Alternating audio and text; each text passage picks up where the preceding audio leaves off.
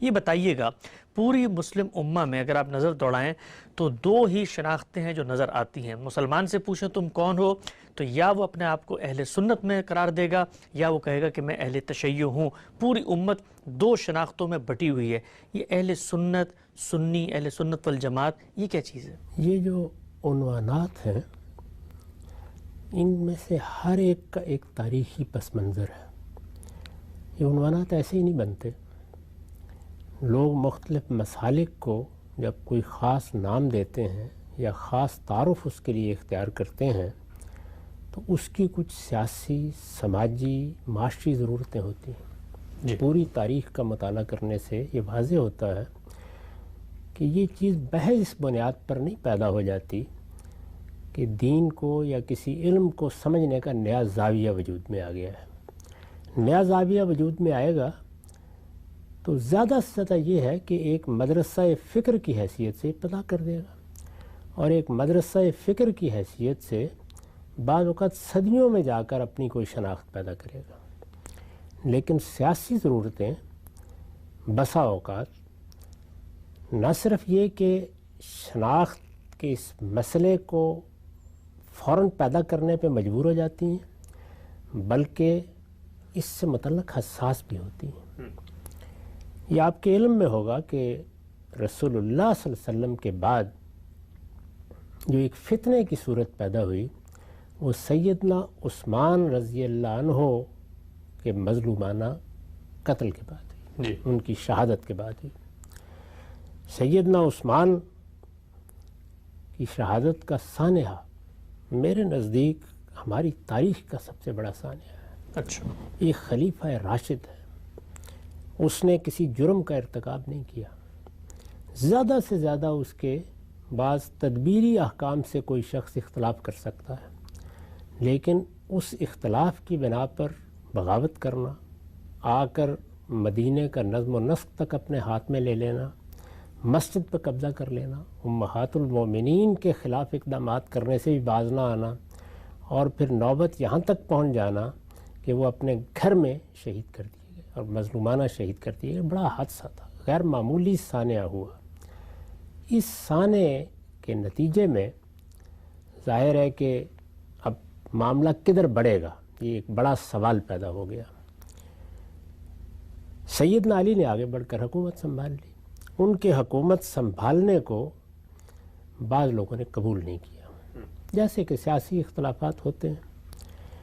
یہ معاملہ بھی آگے بڑھتا رہتا تو شاید کسی بڑے مذہبی یا فکری اختلاف پر منتج نہ ہوتا، لیکن خود سیدنا علی کے اپنے لشکر سے بعض لوگ ٹوٹے اور انہوں نے خوارج کی حیثیت سے اپنی الگ شناخت قائم کر لی. ٹھیک، وہ چونکہ نکل کر گئے تھے تو ظاہر ہے دوسرے ہی لوگوں نے ان کو سب سے پہلے اس لقب سے ملقب کیا، لیکن آہستہ آہستہ یہ ان کی شناخت بن گئی.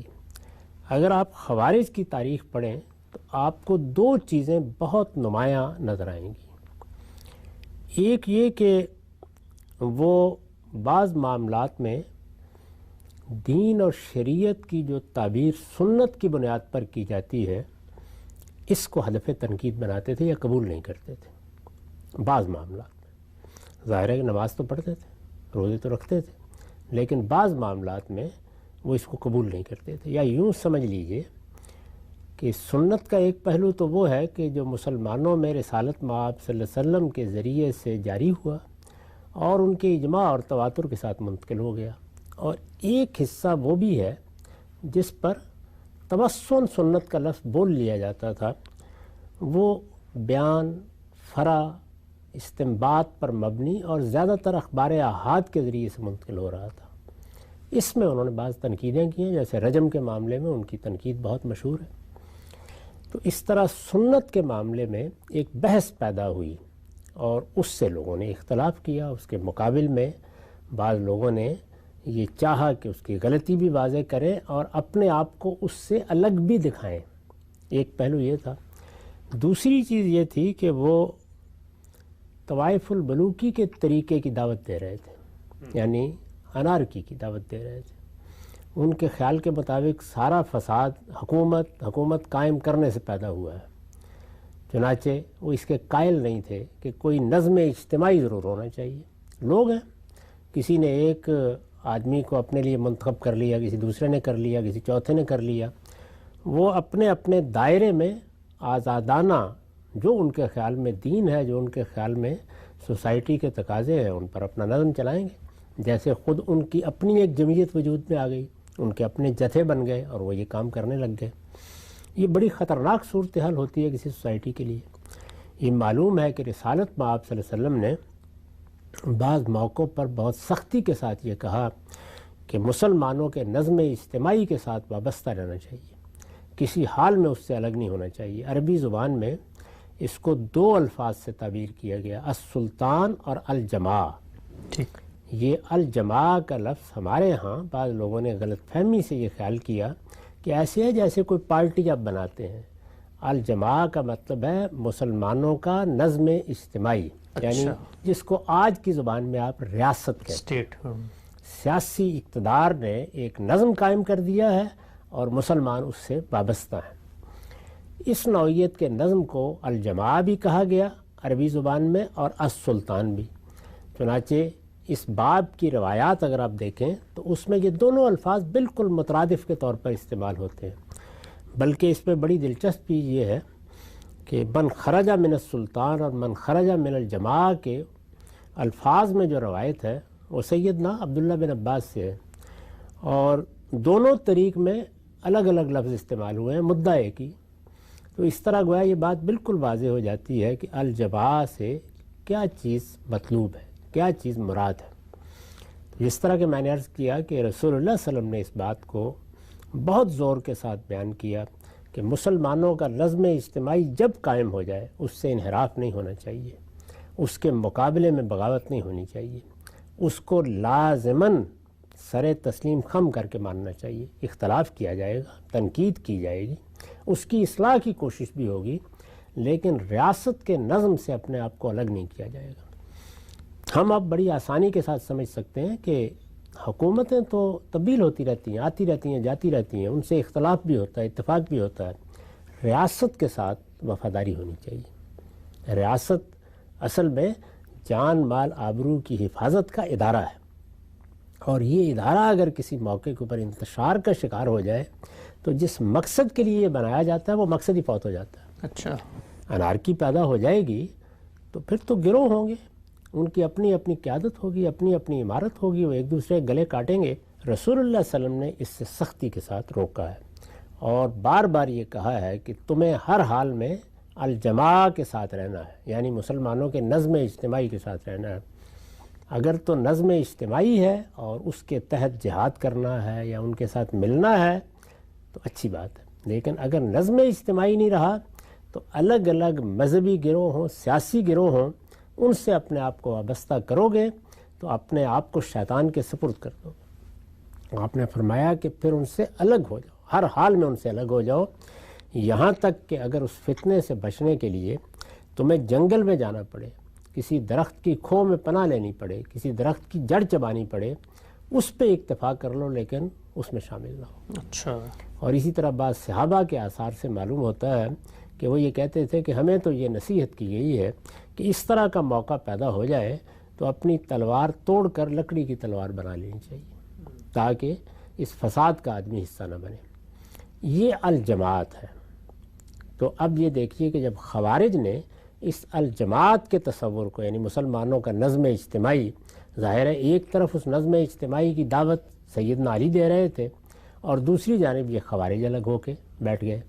तो नज़्म इज्तिमाई के साथ वाबस्ता रहना है। इसका लाजमी नतीजा क्या था कि सैयदना अली रज़ी अल्लाह अन्हु से इन लोगों को इख्तलाफ हुआ है, कोई हर्ज की बात नहीं, इख्तलाफ करें, बयान करें, तनकीद करें, लेकिन उनको छोड़कर अलग नहीं हो सकता। अनारकी और जिसको आप कहते हैं, जब आपने उनको मुसलमानों का हुक्मरान मान लिया और वो इस वक्त मुसलमानों के नज़्म इज्तिमाई की नुमाइंदगी कर रहे हैं तो उनसे इख्तलाफ तो होगा, लेकिन जब आपने उनकी बैत कर ली, आप उनके साथ चले गए तो फिर आप उनके साथ रहेंगे। ये हो सकता है कि आप किसी काम को गलत समझें और उसमें शरीक ना हो, लेकिन उनके मुकाबले में खड़ा हो जाना या अपनी एक अलग जमीयत बना के उसकी अलग इमारत का ऐलान कर देना और उनके अहकाम को मानने से इन्हराफ करना, یہ چیز کسی طرح بھی جائز نہیں تھی۔ تو دو چیزوں کو خوارج نے ہدف بنایا، ایک سنت جو ظاہر ہے کہ قرآن کے ساتھ دین کا دوسرا بڑا ماخذ ہے، اس میں اگر ابتدا میں کوئی خرابی پیدا کر دی جائے تو آگے بڑھ کر پوری سنت زیر بحث آ سکتی ہے، اور دوسری جانب یہ الجماعت یعنی مسلمانوں کا نظم اجتماعی، اس کے مقابل میں یعنی خوارج کے مقابل میں مسلمانوں کی جمعیت نے، اس وقت ظاہر ہے کہ خوارج کے مقابلے میں باقی سب مسلمان تھے، صحابہ تھے، تابعین تھے، بہت بڑی جماعت تھی، ان کے ہاں یہ تعبیر عام ہونا شروع ہوئی کہ ہم تو اس انارکی کو پسند نہیں کرتے، ہم قرآن کے ساتھ سنت کو بھی مانتے ہیں، وہ دین کا ماخذ ہے، اللہ کے پیغمبر کی جاری کردہ ہے، اس وجہ سے ہم اہل السنت والجماع ہیں۔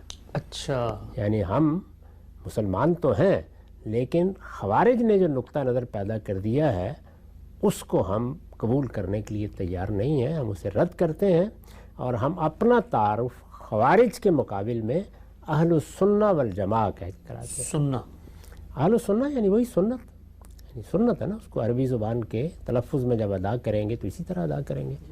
تو اس لیے یہ تعبیر اگر آپ غور کریں تو بڑی صحیح تعبیر تھی، یعنی اس میں جو دونوں باتیں بیان کی گئی ہیں دونوں باتیں بالکل متحقق ہیں، دونوں باتیں دین ہیں۔ میں بھی ان میں سے ایک ایک چیز کو اس کی جزیات تک میں صحیح سمجھتا ہوں۔ یعنی ہو سکتا ہے کہ مجھے اس پر تو اعتراض ہو کہ جب اللہ نے ہمارا نام مسلمان رکھ دیا اور ہمارے باپ ابراہیم نے رکھ دیا تو ہمیں کوئی شناخت قبول ہمیں مسلمان ہی کہنا ہے اپنے آپ کو، کوئی دوسری شناخت بھی ہماری شناخت مذہبی لحاظ سے نہیں بننی چاہیے۔ یعنی لوگوں کی برادری کی شناخت ہے، لوگوں کی قومی شناخت ہے، لوگوں کے پس منظر کی بہت سی شناختیں ہیں، ثقافتی بنیاد پر بھی شناخت پیدا ہو جاتی ہے، لیکن مذہبی شناخت ہماری طے ہے اور وہ اللہ کا دین اسلام ہے۔ ہم اسلام کے ماننے والوں کی حیثیت سے اپنے آپ کو مسلمان کہیں گے، جو اللہ نے ہمارا نام رکھا ہے، اور یہ بات خود قرآن میں واضح کر دی گئی ہے کہ ابراہیم نے تمہارا یہ نام رکھا تھا، ہوا سمکم المسلمین۔ تو یہ نام ظاہر ہے اس مذہب کی بنیاد پر رکھا گیا ہے کہ اس کی حقیقت کیا ہے، سبمیشن، اسلام کا مطلب ہے اللہ کے سامنے اپنے آپ کو گرا دینا، ڈال دینا، اس کے حکم کے سامنے سر تسلیم خم کر دینا۔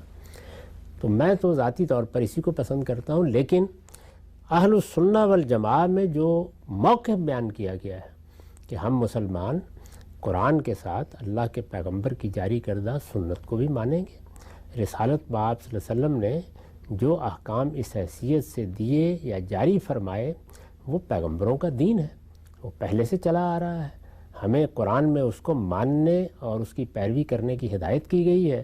تو ہم یہ کیسے کہہ سکتے ہیں کہ ہمارے لیے صرف کتاب اللہ کافی ہے؟ نہیں، خود کتاب اللہ نے بتا دیا ہے کہ جو دین ابراہیمی کی روایت چلی آ رہی ہے، جو پیغمبر نے اب تمہارے اندر جاری کر دی ہے، تمہیں اس کی پیروی کرنی ہے، یہ پیغمبروں کا دین ہے جس کو ہم سنت کہتے ہیں۔ تو اس لیے یہ بھی بڑی صحیح بات ہے۔ اور دوسری یہ چیز کہ انارکی نہیں ہونی چاہیے، کسی حال میں بھی نہیں ہونی چاہیے، اس کے بہت سے لوازم ہیں جو ہم میں سے ہر شخص کو اپنے سامنے رکھنی چاہیے۔ ریاست کا نظم قائم ہو جائے گا تو ہم اس کو توڑیں گے نہیں، اس کے ساتھ وابستہ رہیں گے، اس سے بغاوت نہیں کریں گے، اس نظم کے ساتھ وفاداری کا تعلق رکھیں گے، اس لیے کہ وہ ہماری جان مال آبرو کی حفاظت کی ضمانت ہے۔ ایک مرتبہ اگر اس میں انتشار پیدا ہو جائے تو پھر سنبھالنا بہت مشکل ہو جاتا ہے۔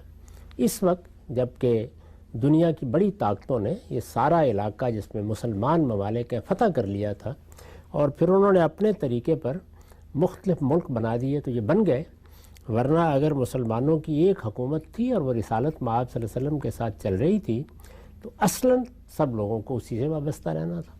اس کے بعد اگر کسی جگہ دوسری قائم ہو گئی اور کچھ لوگ اس سے وابستہ ہیں، جیسے کہ ہسپانیہ میں قائم ہو گئی تھی، کوئی حرج نہیں، وہ اس کے ساتھ وابستہ رہے۔ جہاں جہاں بھی مسلمانوں کا نظم اجتماعی موجود ہوگا اس کے ساتھ وابستہ رہنا چاہیے۔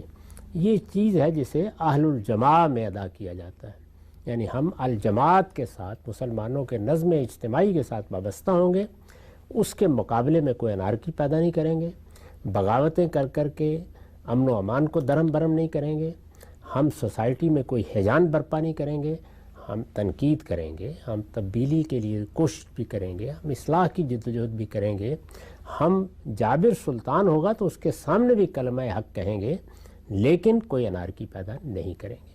تو جو بات اس میں ادا کی گئی ہے یا اس تعارف میں یا اس شناخت میں، وہ بالکل درست بات ہے۔ اور دوسرے یہ کہ قرآن مجید نے خود یہ بتا دیا ہے اور اس بات کو واضح کر دیا ہے کہ ہم نے اپنے پیغمبر کو یہ ہدایت کی تھی کہ جو اس سے پہلے انبیاء کی سنت چلی آ رہی ہے اس کو آپ آگے جاری کر دیں، اور چونکہ آپ بھی پیغمبر تھے، اس میں کوئی ترمیم کرنا چاہیں تو وہ بھی ہو جائے گی، کوئی اضافہ کرنا چاہیں تو وہ بھی ہو جائے گا۔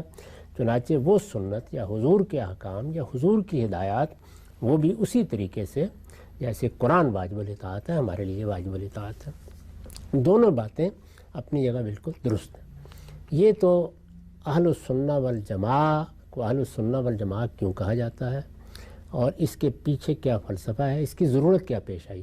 تو میں نے عرض کیا کہ اس کے پیچھے سیاست ہے، یعنی بنیادی طور پر ایک سیاسی مسئلہ پیدا ہوا، اس میں خلفشار ہوا، اور تحکیم کے موقع پر خوارج نے اعتراض کیا، یہ تحکیم کیوں قبول کی گئی، اس کے فیصلے کوئی نہیں مانا گیا، اور پھر وہ الگ ہو گئے۔ جب وہ الگ ہوئے تو انہوں نے اپنا ایک پورا فلسفہ بنایا جس میں اور بھی چیزیں تھیں، لیکن بنیادی نکات یہ دو ہی تھے۔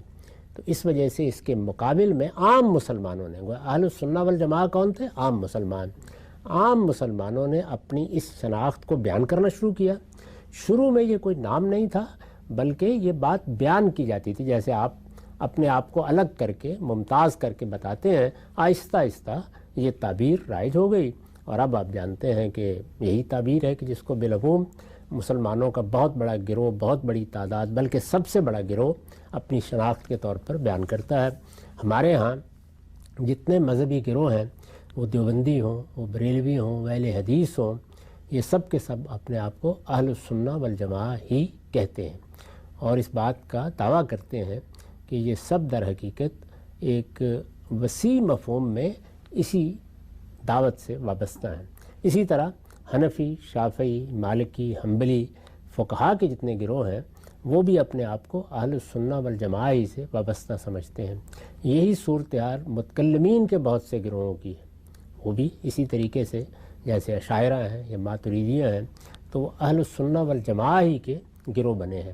صوفیوں کے بھی بہت سے گروہ ہیں، ظاہر ہے کہ تصوف کی ایک بڑی روایت ہمارے ہاں رہی ہے، وہ بھی زیادہ تر اسی سے تعلق رکھنے والے ہیں۔ دوسری جو بڑی جمعیت مسلمانوں میں پیدا ہوئی وہ اہل تشیع ہے۔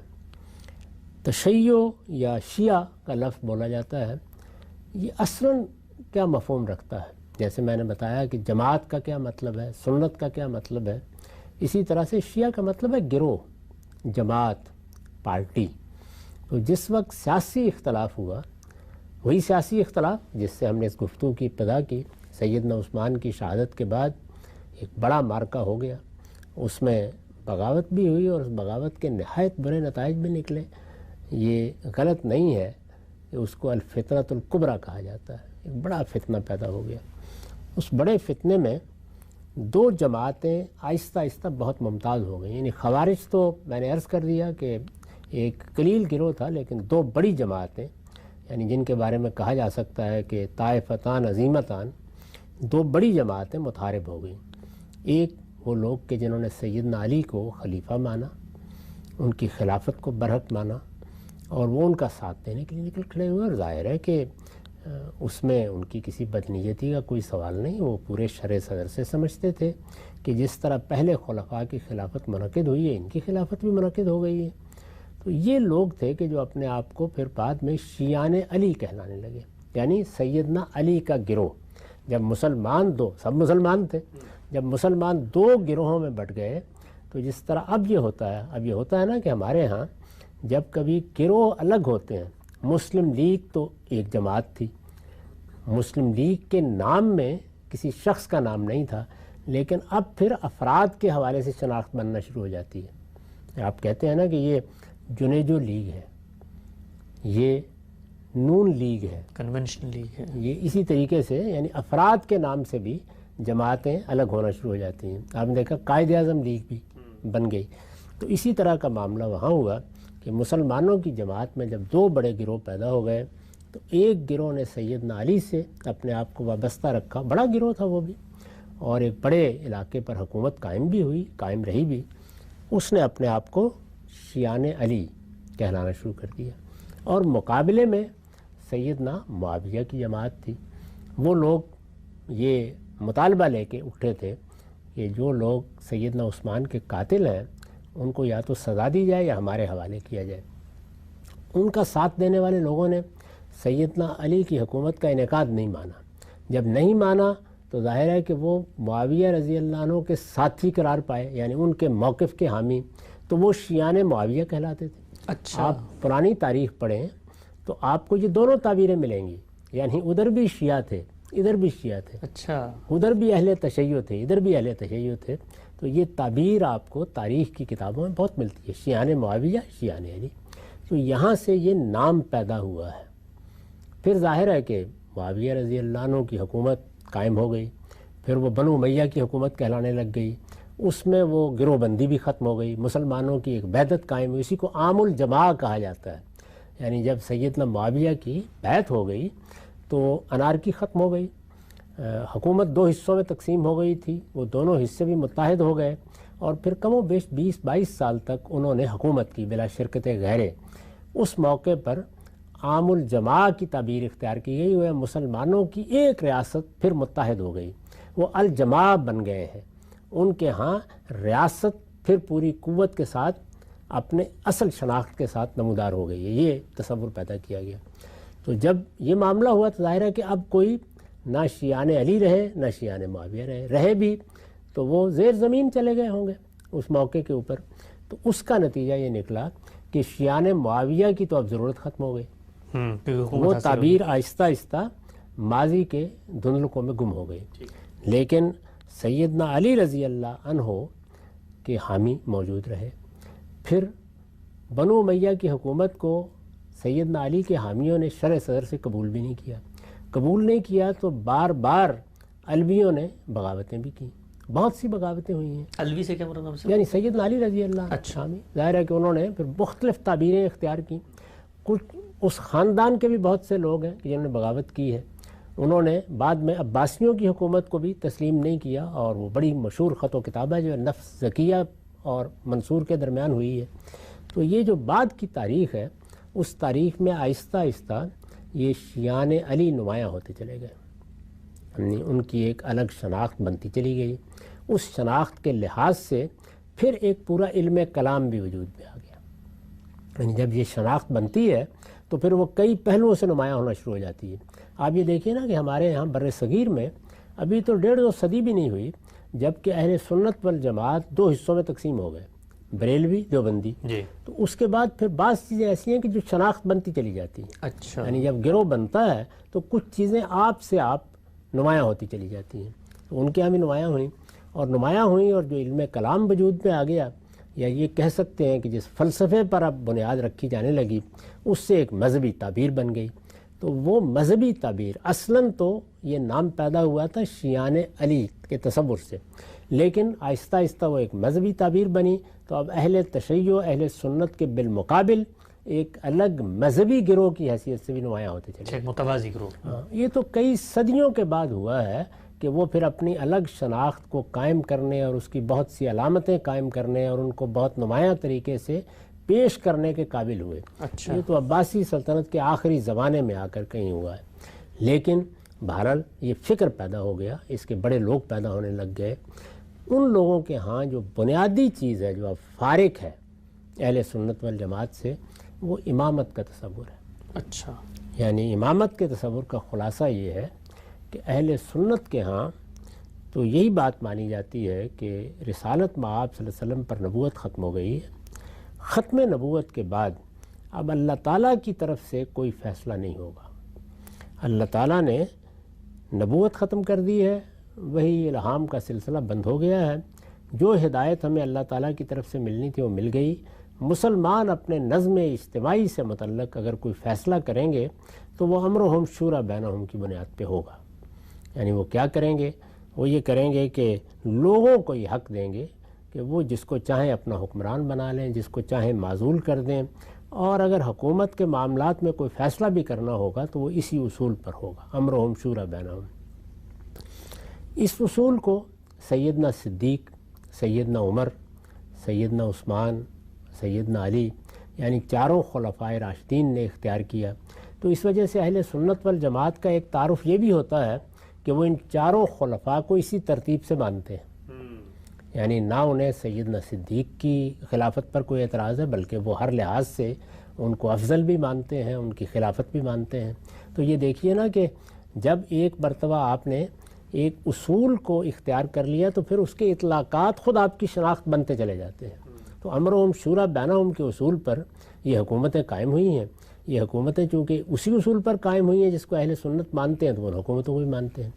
اہل تشیع کا نقطہ نظر یہ ہے کہ نبوت تو بے شک ختم ہو گئی ہے، لیکن امامت ختم نہیں ہوئی۔ امامت کا مطلب یہ ہے کہ اللہ تعالیٰ کی طرف سے مسلمانوں کے حکمرانوں کا تقرر ہوگا۔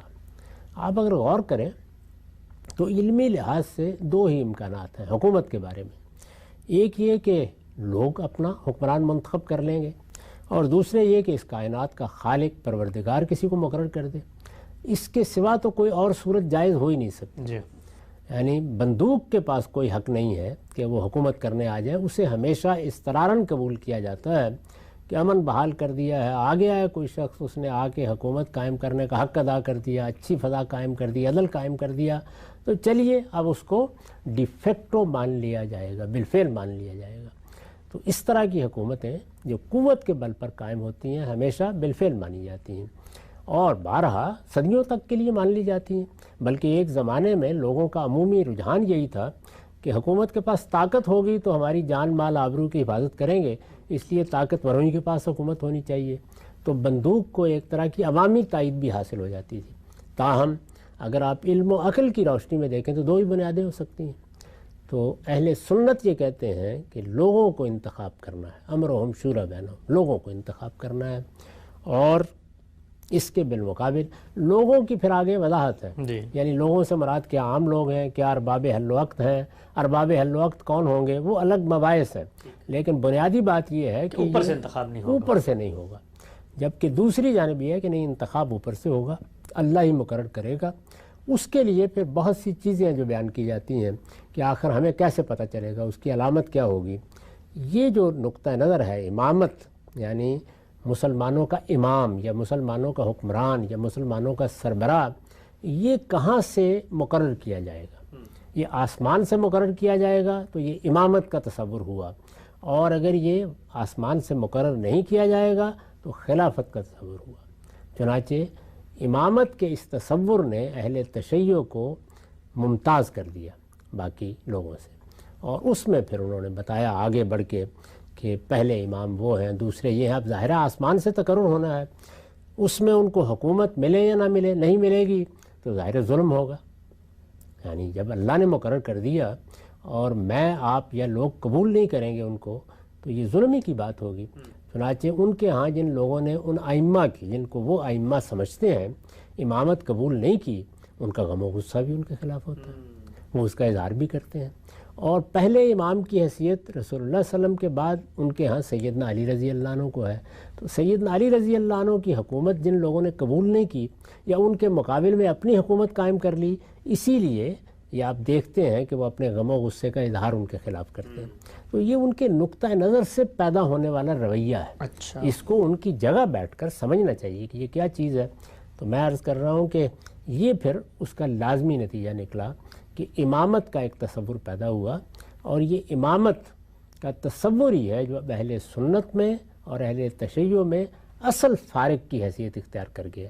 یعنی لفظ یا شناخت تو پیدا ہوئی تھی ایک سیاسی اختلاف سے، اور اس وقت اس میں کوئی علمی چیز نہیں تھی، گروہ کے معنی میں، جماعت کے معنی میں، یہ سیدنا علی کی جماعت ہے، یہ ان کا گروہ ہے، اس سے زیادہ کچھ نہیں تھا۔ لیکن یہ سیاسی اختلاف آہستہ آہستہ مذہبی یا علمی اختلاف میں تبدیل ہوا، اور پھر ظاہر ہے کہ امامت کا تصور پیدا ہو۔ بنیادی بات یہی ہے۔ لیکن جب آپ اپنی شناخت قائم کر لیتے ہیں تو پھر اس کے بعد بہت سے معاملات، مسائل، آپ کا اپروچ کیا ہوگا، اس میں بھی چیزیں آتی ہیں۔ تو ہم نے اس سے پہلے ایک بڑی تفصیلی گفتگو کی ہے کہ ہمارے ہاں خود اہل سنت میں سلفی منہاج ہے، فقہی منہاج ہے، اس کے کچھ اصول ہیں، قاعدے ہیں۔ اسی طرح کا معاملہ صوفیانہ منہاج کا بھی ہے۔ ان لوگوں کے ہاں بھی ایک منہاج وجود میں آ گیا، اور وہ یہ ہے کہ یہ ائمہ ہیں جن کی روایت قبول کی جائے گی، یہ ائمہ ہیں جن کا فتویٰ قبول کیا جائے گا، اور یہ ائمہ ہیں کہ جو اصل میں لوگوں پر حکومت کریں گے، اور یہ حکومت صرف سیاسی نہیں ہے، یہ مذہبی بھی ہے۔ اس کا نتیجہ کیا نکلے گا؟ اس کا نتیجہ یہ نکلے گا کہ قرآن کی تعبیر کرنی ہے، کسی حدیث کو سمجھنا ہے، سنت کے بارے میں کوئی رائے قائم کرنی ہے، تو وہاں اصل کی حیثیت کس چیز کو حاصل ہو جائے گی؟ ائمہ کے نقطہ نظر کو، ائمہ کی رائے کو، ائمہ کی تفسیر کو، ائمہ کی تعویل کو یہ حیثیت حاصل، جیسے وہاں پہ سلف کی تعبیر کو، جیسے وہاں سلف کی تعبیر کو ہوئی ہے۔ تو یہ فرق اس میں واقع ہو جائے۔ اچھا، بڑی جامعیت کے ساتھ آپ نے ایک بہت بڑے موضوع کو ایک طرح سے اس کا احاطہ کیا اور یہ بتایا کہ یہ دونوں جو نقطہ نظر ہیں یہ پھوٹتے کہاں سے ہیں، ان کی ابتدا کس پس منظر میں ہوئی۔ ایک اور سوال میں پوچھنا چاہتا ہوں اس سے پہلے کہ ان دونوں کے ہاں جو جزیات کے اندر پھر عقائد مرتب ہوئے اور پوری کی پوری حدود بندی ہوئی کہ کون اہل سنت والجماعت میں شمار ہوگا، کون نہیں ہوگا، آپ نے ایک نقطے کی طرف توجہ دلائی کہ یہ سارا کا سارا معاملہ ایک سیاسی پس منظر کے اندر ہوا، اور خوارج کے بعد جو شناخت مسلمانوں کے نظم اجتماعی میں موجود مسلمانوں نے قائم کی، انہوں نے اپنے آپ کو اہل سنت والجماعت قرار دیا۔ ایک نقطہ سامنے آتا ہے، وہ یہ کہ اس کا مطلب یہ ہے کہ یہ کوئی اصلاً علم اور تعبیر کا اختلاف اپنے وقوع یا اپنے وجودیت میں ابتدا میں نہیں تھا، بلکہ سیاسی محرکات سے یہ چیز پھوٹی ہے۔ مجھے بتائیے گا کہ علم کی دنیا میں عام طور پہ ہم دیکھتے ہیں تعبیر کا اختلاف ہے، صوفیہ میں ہوا یا باقی جگہوں پہ ہوا، ان میں اور ان میں ایک جوہری فرق آ جاتا ہے کہ وہاں پر علم کا اختلاف ہے، ایک پورا کے پورے منہاج روایت کا اختلاف ہے، لیکن یہاں پر تو سیاسی پس منظر ہے جس سے تعبیرات پھوٹ رہی ہیں۔ اس میں کوئی شبہ نہیں ہے، ابتدا یہاں سے ہوئی، لیکن آہستہ آہستہ پھر انہوں نے علمی تعبیر کی صورت اختیار کر لی، جیسے کہ میں نے عرض کیا۔ یعنی ابتدا میں تو کچھ بھی نہیں تھا اس کے سوا کہ سیدنا علی ہیں، وہ ہمارے رہنما ہیں، ان کی خلافت منعقد ہوئی ہے، وہ خلیفہ برحق ہیں، امام برحق کہہ لیجئے، ان کی تعبیر کے مطابق ہمیں ان کا ساتھ دینا ہے۔ تو اس سے پہلے تو کچھ بھی نہیں تھا، لیکن بتدریج ظاہر ہے کہ یہ چیزیں نمایاں ہونی شروع۔ اب جب وہ بعد میں بیان کریں گے تو پھر وہ بتائیں گے نا کہ نہیں، یہ تو ابتدا ہے سے دین کا مقصد ہے، یہ تو اللہ کے پیغمبر نے یہ بات کہی ہے، وہ ایسا ہی کہیں گے، اس کے دلائل بھی دیں گے، ان دلائل کو بھی آپ غور کے ساتھ سنیں گے، دیکھیں گے ان میں کتنا حق ہے کتنا باطل ہے۔ ظاہر ہے اہل سنت بھی اپنے نقطہ نظر کے دلائل دیں گے، اس کو بھی دیکھنا چاہیے کہ اس میں کیا حق ہے کیا باطل ہے۔ تو یہ بحث الگ ہے۔ جس وقت ایک چیز پیدا ہوتی ہے تو پیدائش کیسے ہوئی، اور پیدا ہونے کے بعد پھر اس میں علم یا اس کے مبادی کیا ترتیب پائے، یہ چیز آہستہ آہستہ پھر مذہبی ہو جاتی ہے، علمی ہو جاتی ہے۔ تو یہ ڈیولپمنٹ دنیا میں اور بہت سی چیزوں میں بھی ہوتی ہے۔ جب آپ کو سیاسی قوت حاصل ہوتی ہے تو بعض اوقات یہ ساری ترتیب بھی بدل جاتی ہے، یعنی خالص مذہبی یا فکری چیزیں بسا اوقات سیاسی گروہ بن جاتی ہیں۔ یہ بھی ہوتا ہے دنیا میں۔ آخر دیکھیے نا کہ ایک فکر کارل مارکس نے پیدا کیا اور بعد میں وہ سیاسی گروہوں میں تبدیل ہو گیا۔ تو یہ چیز اس طرح بھی ہوتی ہے کہ سیاسی گروہوں سے ابتدا ہوئی اور مذہبی گروہ وجود میں آ گئے، اور مذہبی گروہوں سے یا فکری گروہوں سے یا فلسفیانہ گروہوں سے ابتدا ہوئی اور اس کے نتیجے میں سیاسی گروہ وجود میں آ گئے، پھر وہ آپس میں لڑنا بھی شروع کر دیتے ہیں۔ تو یہ ساری چیزیں تاریخ میں اس طرح ہوتی رہتی ہیں۔ اصل چیز جس کی طرف بہت توجہ کرنی چاہیے وہ یہ ہے کہ ان اختلافات کو علمی طریقے سے سمجھا جائے، ان پر علمی اسلوب میں گفتگو کی جائے۔ یہ جو جذباتیت ہمارے یہاں پیدا ہو جاتی ہے اور ہم ایک دوسرے کا گریبان پکڑنا شروع کر دیتے ہیں، اس سے اجتناب کیا جائے۔